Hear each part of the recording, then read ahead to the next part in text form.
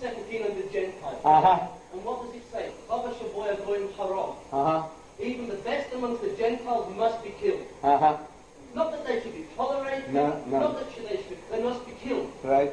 And they say in their little part, just like they say in the Torah, about Miriam and about Hagar and about this, that she was a bondwoman, she was a slave. In fact, we know what she was. Because they lied.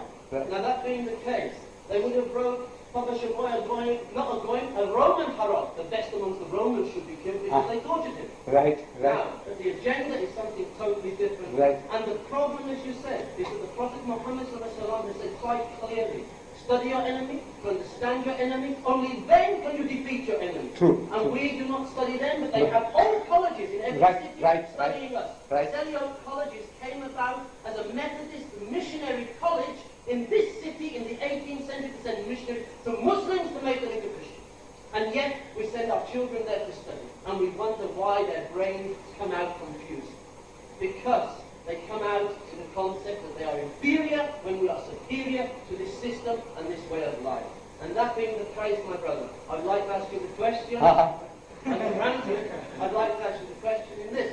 Why is it we are not studying them, and why are they so busy studying us? We do not study their Torah, and especially the Jews do not follow the Torah anymore. True. These Jews that we call the European Jews, the Ashkenazi, when they are not Jews, they're not even from Bani Israel, they're not Semitic, they're from the tribe of Khazars.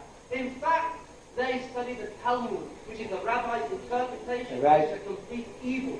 We do not even know the Torah, the Talmud, the Kabbalah, or even the Anjil, but they know our book. And they spend millions of dollars every year attacking us, but we do not know them. And until we understand them, we cannot defeat them, because they will know more about us than we know about them. And why is it that our scholars, our alims, our ulama, are not warning us of this danger when we live amongst them, and we do nothing even to take Islam to them? And in fact, groups are in this country that said to me and people like me that weren't born, well, alhamdulillah, we were born Muslims, but our families led us away from Islam, that we do not take it to you until we make the Muslims perfect. I'm not going to mention the group, but this is a nonsense, because the Prophet Muhammad said quite clearly, after Hajj, go out and propagate Islam, go out and take Islam to the world. And yet today, in this country, the Asian community are opposed to this, almost totally, except for small groups. And until that happens, their situation in this country is not safe. Imam Surat for Hajj, who you know from the States, said, we are the secret weapon in the heart of the Kufa. It is the first time in the history of the world that sizable numbers of Muslims are in the West. So much so that they have this Woogie actually made a problem for Lord Justice Scott on the Arms to Iraq conference, or a judgment against this British government for supplying Saddam Hussein with guns, because his daughter and his son both became Muslims, and they said the judge might now be biased. Why are we not warning our own people against the evil that is within our own community? But we are a minority here. Inshallah, we will be the majority, but we can only be the majority when we make their children Muslims. Inshallah. No, it's all left to us, my brothers. Don't wait on the sheikhs and the imams. Don't wait on the alims. Because they are the children of their training. You see, the Americans have a saying, garbage in, garbage out. Whatever जो कुछ भूसा भरा गया है वो भूसा निकलेगा. Whatever sawdust goes in, the same sawdust comes out. So it's the training. They are trained to mind their own business. They are trained to say lakum dinukum waliya din. They are trained to say you go your way, I go my way. They are trained that way. You see, whereas Allah says, come man, call them, talk to them. وَجَاهِدُوا فِي اللَّهِ حَقَّ جِهَادِهِ. Go and do jihad as you ought to do jihad. هُوَ اسْتَبَعَكُمْ. He's chosen you for this. هُوَ سَمَّاكُمْ مُسْلِمِينَ. He's named you Muslims. مِنْ قَبْلُ وَفِي هَذَا. Before and now, you are called Muslims. لِيَكُونَ الرَّسُولُ شَهِيدًا عَلَيْكُمْ. And he's made the Rasul a witness over you. وَتَكُونُوا. And the whole lot of you, no exception. وَتَكُونُوا. And the whole lot of you, شُهَدَاءَ عَلَى النَّاسِ, a witness to mankind. I'm asking, are we a witness to mankind? Are we? You're not. No, because the alim is not drawing your attention to it. The alim, he should tell you. From the mimbar, you go and do dawah. That may be working for you. Go and tell her about Islam. That guy who's doing the garden for you, or you working for him, go and tell him and invite him home and talk to him. The alim, because he's not talking from the mimbar, you are not doing it. Fellow like me, say, well, that's my business, that's my job. I'm a paid servant of the IPCI in Durban. So I'm talking all this because I'm paid.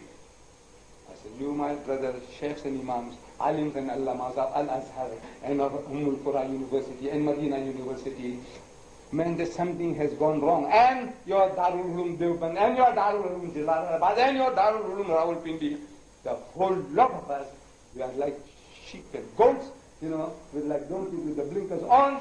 Yes, this is my own business. Hamara ठिकाना nahi hai. We are not perfect. My dear brothers, I know. Look, you are hungry to listen, and I am hungry to talk. But man, I can see that uncomfortable position in which you are seated for so long. I think every good thing has to come to an end. And tomorrow 6 o'clock, we are leaving for London to catch our connecting flight to Abu Dhabi. So you will please forgive us. Huh? No. There's another one there. What do you want to ask question? Right. Yours is the last. I only want to ask, was Mary a Jew? Was Mary a Jew? Mary a Jewess. Mary a Jewess. Oh, Mary a Jewess, yes. Yes, so what about that? That's because Oh yes, she was a Jewess. Jesus is a Jew, and his mother is a Jewess. There's nothing wrong with that. I did say in the Quran that he was not a Jew nor a Christian. No. Ibrahim. Kana Ibrahim Yahudiyun wala Nasraniya. That is Ibrahim. He was long before Moses was born and long before Jesus was born. So he couldn't be a Jew or a Christian. That's Ibrahim alayhi salam. Alhamdulillah. Please remain seated, my dear brothers, because we shall conclude this program with the dua, with the supplication. Please do exercise patience for a few minutes longer. Jazakallah shukran, ya Sheikh, for your guidance and your direction. Brothers and sisters, it's a message for us. Sheikh wants us to equip ourselves with knowledge and pass it on. There are books here outside. They will help you to acquire that knowledge. And when you acquire that knowledge and talk to others, you will find talking to them is also a reminder to you yourself also. You will find that during the course of time, it will change your life. And it will also influence and affect your family life as well. And inshallah, there will be Allah's blessing upon you, and there will be fruits before you that you will feel multiplying day by day, inshallah. I would now like to request our Sheikh to please come forward and conclude this program with a dua.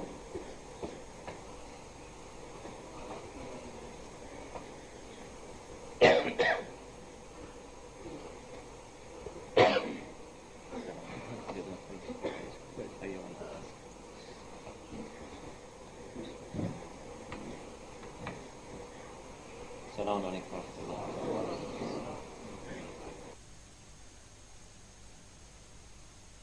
أعوذ بالله من الشيطان اللعين الرجيم.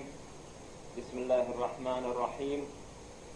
يا الله يا رحمن يا رحيم يا مقلب القلوب ثبت قلوبنا على دينك وثبت أقدامنا وانصرنا على القوم الكافرين. اللهم اغفر للمؤمنين والمؤمنات والمسلمين والمسلمات الأحياء منهم والأموات. تابع اللهم بيننا وبينهم بالخيرات إنك مجيب الدعوات إنك على كل شيء قدير. اللهم صل على محمد وآل محمد وعجل فرجهم واحشرنا معهم. أعوذ بالله من الشيطان اللعين الرجيم. بسم الله الرحمن الرحيم. إذا جاء نصر الله والفتح ورأيت الناس يدخلون في دين الله أفواجا فسبح بحمد ربك واستغفر إنه كان توابا. صدق الله العلي العظيم. السلام عليكم ورحمة الله وبركاته.